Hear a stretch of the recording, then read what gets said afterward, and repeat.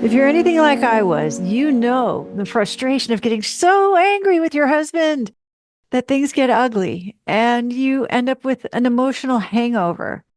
But it doesn't have to be that way because once you learn the three practices I'm going to share with you in this episode, everything can change. These are the true confessions of a former rageaholic who found a lasting cure. Here's how to restore the peace in your marriage and get your dignity back. I'm Laura Doyle, New York Times bestselling author, and I was the perfect wife until I got married. This is the Empowered Wife podcast. It may not have been the first time I raged. I'm sure it wasn't, in fact, but I have a vivid memory from college of raging at my sister, ripping her up one side and down the other in anger. Her crime was she locked my keys in the car. I could not contain the barrage of ugly words that were pouring out of me. And I said really hurtful, horrible things like, how could you be so stupid? And what were you thinking? And obviously you weren't. What an idiot you are. Yeah, it's pretty cringy and embarrassing to admit. I went on and on in this shrill voice right in front of my roommate. My urge to belittle her was greater than my fear or shame about anyone else seeing me act that way.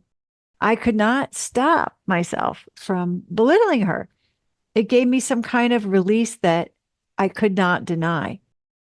It seemed impossible to deny it. And it's really hard to convey the utter horror of the bully that I was. And raging was kind of a regular occurrence for me for over a decade. And managing that anger, that seemed impossible as far as I could tell. I picked on unlucky store clerks, bank tellers, and hapless customer service reps. But most of all, I raged at my husband, John. His response was to just get quiet and say very little and escape as soon as he could when I was raging. I always felt tremendous shame and remorse afterwards, but it didn't stop me from raging again the next time and the next and the next, hundreds of times. But I no longer feel that urge. I haven't had a Godzilla episode in over 20 years, and I sure don't miss them at all. And the cure for my anger was actually a byproduct of my journey to learn and practice the 6 intimacy skills and fix my broken marriage. And I'm not the only one. My clients and my coaches, they also report that their anger subsided and they regained their dignity when they adopted these simple practices. So, number one, I learned how to say what I want without criticism or complaint. In other words, I learned how to express my desires in a way that inspires. So another embarrassing, out of control, anger, raging incident happened when my husband took me to Hawaii. And he thought it would be fun to go see a volcano. And I was afraid to say that I wanted to go to the beach because I didn't want to disagree. I didn't want to cause a conflict. I wanted to be close. And I was afraid that if I contradicted what he had suggested, that wouldn't happen.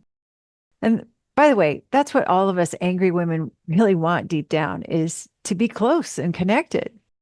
So my solution was to be nice by ignoring what I wanted and just going along without even telling him what I was hoping we were going to do. There was just one problem, one really big problem, and that is I couldn't keep it in. I couldn't. So just ignoring my own desires didn't work. That just led to a big sideways, ugly temper tantrum coming out of me. Fortunately, I now know how to express my preferences and my desires directly and beautifully.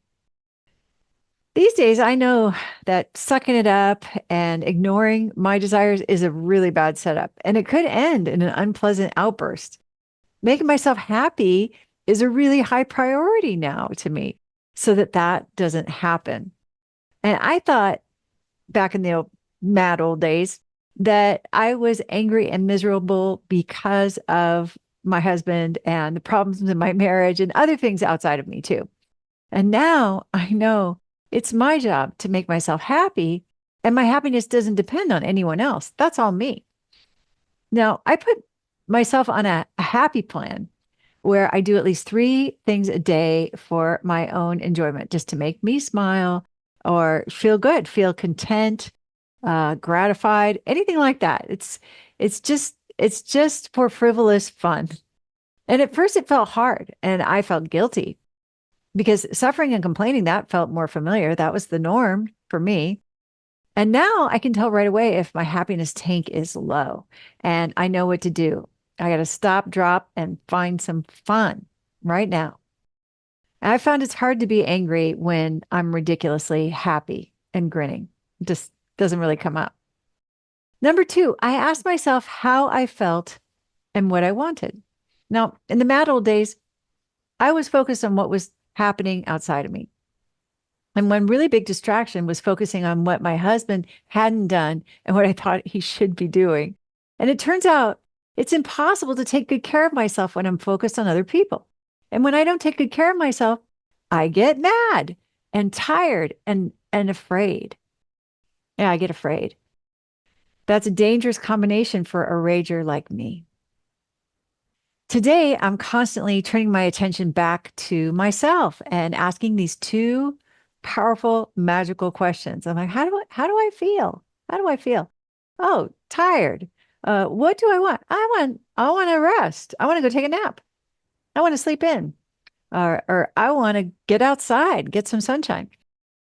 Tuning into and listening to and honoring myself this way, it gives me an astonishing sense of calm and confidence too. It has given me a lot of self-confidence.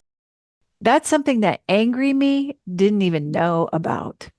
Along with being an angry person, I was also a controlling person, which meant that I was a fearful person. Because all control is about fear. And the problem was all that control was definitely hurting my marriage. When I developed my world famous system for relinquishing control of my husband, it included deciding to act in faith by trusting him. Even when I felt afraid he was going to mess up the taxes and we'd end up with a big IRS bill, for example, the more I practiced letting go of control, the more courageous I actually became. I was feeding my faith and starving my fear.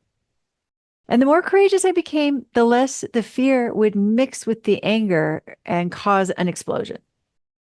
Then, one glorious day, my faith became bigger than my fear. And there were no more explosions for real. Number three is I let myself fall apart. One of the things that I feared the most was dropping all the balls I had in the air. And most of them weren't even mine. I think one of them was like making the sun come up or something, but I imagined that I was keeping them in the air anyway. And my worst fear was falling apart and having everyone see how very small and scared I felt. How far over my head I really was. I just did not want to be vulnerable like that. But that was actually a great thing to do. When I finally fell apart and cried, shooting tears and snot out of my face, projectile wise, I thought my husband would be disgusted. And instead, he came closer. He thinks that side of me is beautiful. Who would have thought? At first, all of these things felt awkward and uncomfortable and vulnerable. They seriously challenged my beliefs about the world and about myself. And it's not to say that I never get angry. I get furious at some of the ridiculous relationship advice I read, for example. But it's what I'd call clean anger. It's not rage. It's not dirtied by fear and resentment. And it doesn't drive me to lash out at loved ones or hapless store clerks. If I'm mad at someone that I'm close to, I can look for the hurt that's underneath and lead with my vulnerability to preserve the intimacy. Anger management seems like the wrong term to me now. I'm not so much managing my anger as I am honoring myself. I'm happy to say that underneath that angry exterior was the real me, a softer, calmer, and kinder woman. I'm more of a lover than a fighter now. And it's much more dignified. And every time I think of those mad old days when I couldn't control my rage and my anger, I'm so grateful for the new way. So much better. So if you identify with having anger issues like I did, I hope you get that it's not just me. You could also be free of the kind of anger that you desperately want to manage and can't. That's what I see over and over for the women who adopt the six intimacy skills as their practice. I'm confident that if you do the same thing, what would emerge for you would be just as beautiful and amazing. If you enjoyed hearing the tips about how I made my struggling marriage playful and passionate again, subscribe to the Empowered Wife podcast. On next week's podcast, my guest will describe exactly what she did to get her husband back after he left and said, I am never coming back. She got him back. She's going to tell us how. In the meantime, I hope you are having lots of fun. Today's fun fact is that one time I burned dinner so badly that the smoke detector filed for workman's compensation. Yeah. For more on how to make your marriage playful and passionate without his conscious effort, even if it's hopeless right now, check out these videos.